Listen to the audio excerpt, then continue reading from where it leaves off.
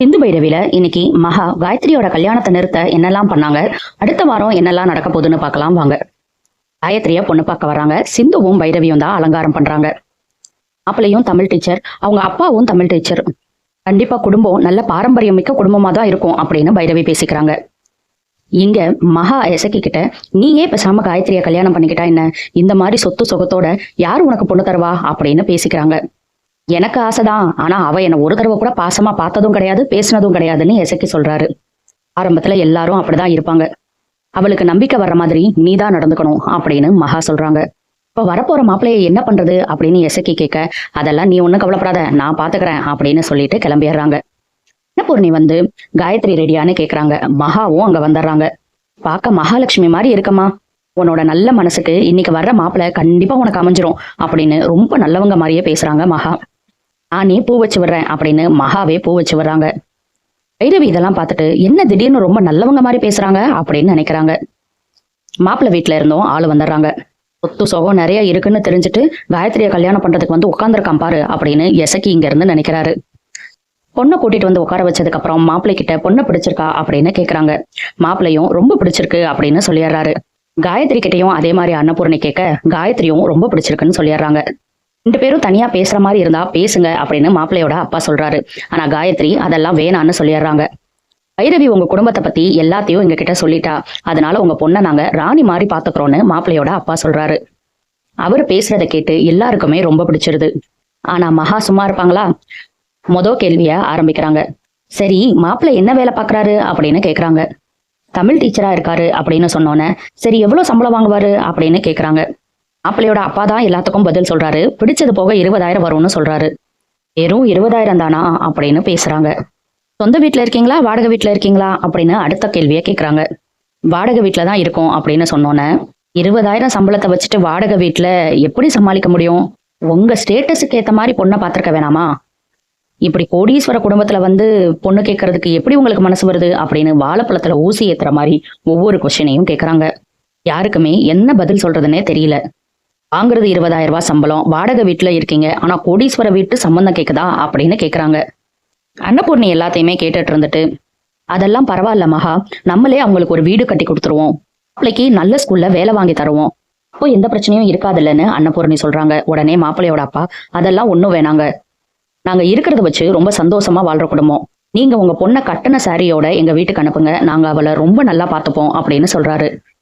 அதை கேட்டு அன்னபூர்ணிக்கு ரொம்ப சந்தோஷமாயிருது. ஆனா மகா விடுவாங்களா? எங்க பொண்ணு சின்ன வயசுல இருந்தே இந்த வீட்டுல இளவரசி மாதிரி வாழ்ந்தவ, போற வீட்லயும் அப்படிதான் இருக்கணும்னு பாக்குறோம். வீடு கட்டி தரோம்னா வேணாங்கிறீங்க, வேலை வாங்கி தரோம்னா வேணாங்கிறீங்க, சரி போட்டு விடுங்க, அட்லீஸ்ட் உங்க பையனை இங்க வீட்டோட மாப்பிள்ளையாவது அனுப்பிடுங்க அப்படின்னு கேக்குறாங்க. இதோட நிக்காம, உங்க பையனுக்கு கூட பிறந்தவங்க யாரு அப்படின்னு கேட்க, 2 தங்கச்சிங்கன்னு சொல்றாரு. வர்ற 20,000 ரூபாய் சம்பளத்துல எத்தனை பேர் அவரை பார்த்துப்பாரு அப்படி மாறி மாறி கொஸ்டின் கேக்குறாங்க.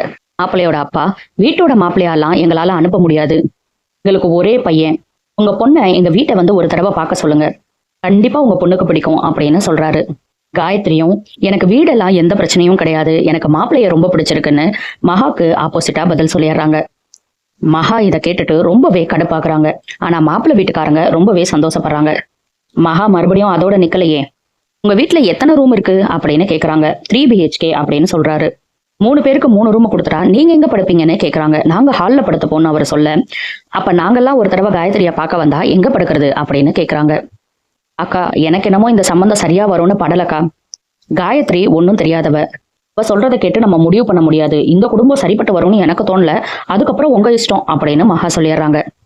அன்னபூர்ணி, உனக்கு இருந்த எல்லா சந்தேகமும் எனக்கும் இருந்தது மகா, ஆனா இவங்க பணத்துக்கே ஆசைப்படாத ஒரு குடும்பமா இருக்காங்க, காயத்ரிக்கு பிடிச்சிருக்கிற பட்சத்துல எனக்கு எந்த ஆட்சேபனையும் கிடையாது அப்படின்னு சொல்லிட்டு ஆறுமுகத்துக்கிட்ட உனக்கு சம்மந்தமானு கேக்குறாங்க. ஆறுமுகமும் எனக்கும் ரொம்ப பிடிச்சிருக்கு அப்படின்னு சொல்றாரு. சிவா கிட்ட கேட்க, காயத்ரி இப்படி ஒரு முடிவெடுத்தது எனக்கு ரொம்ப சந்தோஷம், பணத்தை விட அன்புதான் எப்பயுமே வாழ்க்கையை நடத்தும், அத காயத்ரி நல்லா புரிஞ்சு வச்சிருக்கா அப்படின்னு சிவாவும் சொல்றாரு. எல்லார்கிட்டையும் ஒப்புதல் கேட்டுட்டு அன்னபூர்ணி, அப்புறம் என்ன, நீங்க பூ வச்சிருங்க, எங்களுக்கு எந்த ஆட்சேபனையும் கிடையாதுன்னு சொல்லிடுறாங்க. காயத்ரிக்கு அந்த மாப்பிள்ளையோட அம்மாவும் பாட்டியும் பூவும் வச்சிடுறாங்க.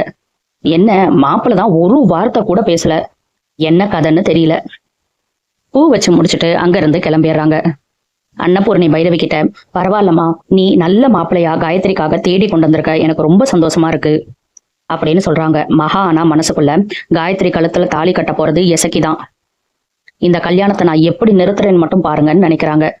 எசக்கி மனசுக்குள்ள அவங்க அப்பாவே கால் பண்ணி இந்த கல்யாணத்தை வேணான்னு சொல்லுவாரு பாரு, எப்படி என்ன பண்றேன்னு பாருங்க அப்படின்னு அவரும் மனசுக்குள்ள ஒரு திட்டத்தை போடுறாரு. இவங்களுக்கு எப்ப பார்த்தாலும் இதுதானே வேலை, ஏதாவது ஒண்ண கெடுக்கணும், ஏதாவது ஒண்ண தடுக்கணும். இவங்க மனசுக்குள்ள ஆயிரம் நினைச்சிட்டு இருக்க குடும்பத்துல இருக்கிற எல்லாரும் ரொம்ப சந்தோஷமாவே இருக்காங்க.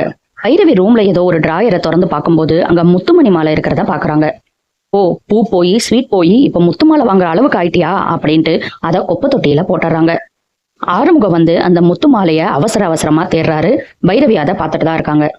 ஆறுமுகம் அதுக்கப்புறம் வந்து, நீ இந்த முத்துமணி மாலைய பாத்தியா அப்படின்னு கேக்குறாரு.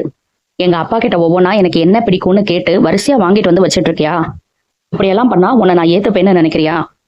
முத்து மாலையை நான் குப்பை தொட்டியில போட்டுட்டேன், இனிமேல் நீ எனக்கு என்ன வாங்கிட்டு வந்தாலும் அது குப்பை தொட்டிக்கு தான் போகும் அப்படின்னு சொல்றாங்க. என்னது, குப்பை தொட்டியில போட்டுட்டியா அப்படின்னு சொல்லி ஆறுமுகம் கேட்கிறாரு. கிழக்குல உதிக்கிற சூரியன் மேற்குல உதிச்சாலும் நான் உன்னை ஏத்துக்க மாட்டேன்னு டயலாக் எல்லாம் பேசுறாங்க. ஆறுமுகமும் அமைதியா கேட்கிறாரு. அதுக்கப்புறம் காயத்ரி வந்து, அண்ணா உன்னை நான் முத்துமணி மாலை வாங்கிட்டு வர சொன்னேனே, வாங்கிட்டு வந்தியான்னு கேக்குறாங்க. நான் வாங்கிட்டு வந்துட்டேம்மா, இங்கதான் எங்கேயோ இருக்கு, தேடிட்டு இருக்கேன், நான் கொண்டு வரேன் அப்படின்னு சொல்றாரு. ஐயோ, காயத்ரிக்காக வாங்கின முத்து மாலைய நமக்கு வாங்கினதா நினைச்சிட்டோமே அப்படின்னு பைரவி நினைக்கிறாங்க. இதோட இன்னைக்கு எபிசோட முடிச்சுட்டாங்க. அடுத்த வாரம் என்ன நடக்க போகுதுன்னா, பைரவி காயத்ரிக்கு மருதாணி வச்சு விட்டுட்டு இருக்காங்க. ஆறுமுகம் தூரத்துல இருந்து பைரவியை பார்த்து பயங்கரமா சைட் அடிக்கிறாரு. ஆறுமுகம் ஒரே ரொமான்ஸ் மூடு தான் போல அடுத்த வாரம். சரி, ஒரே லவ் சீன்ஸா வரப்போகுது அப்படின்னு நினைச்சிட்டு இருந்தா அப்படி கிடையாது. ஆறுமுகத்தை அரெஸ்ட் பண்ண சஞ்சய் ஏதோ பெருசா பிளான் போட்டுட்டாரு போல. சஞ்சய் நேரா வீட்டுக்கு வராரு. ஆறுமுகத்துக்கிட்ட, இங்க சம்பத்தை குத்துனதுனால உங்களை நான் அரெஸ்ட் பண்றேன் அப்படின்னு சொல்லிட்டு ஆறுமுகத்தை அரெஸ்ட் பண்ணி தரன்னு இழுத்துட்டும் போறாரு. ஆறுமுகத்தை அரெஸ்ட் பண்றதை பார்த்து அன்னபூரணி, பைரவி, காயத்ரின்னு யாருமே எதுவுமே பேச முடியாம திகச்சு நிக்கிறாங்க. அன்னபூரணி பயங்கரமா ஆளறாங்க. இந்த மாதிரி விஷயம் நடக்கும்போது எப்பயுமே சிவா அந்த ஸ்பாட்லயே இருக்க மாட்டாரு. ஆனா இந்த தடவை சிவாவும் அங்கதான் இருந்தாரு.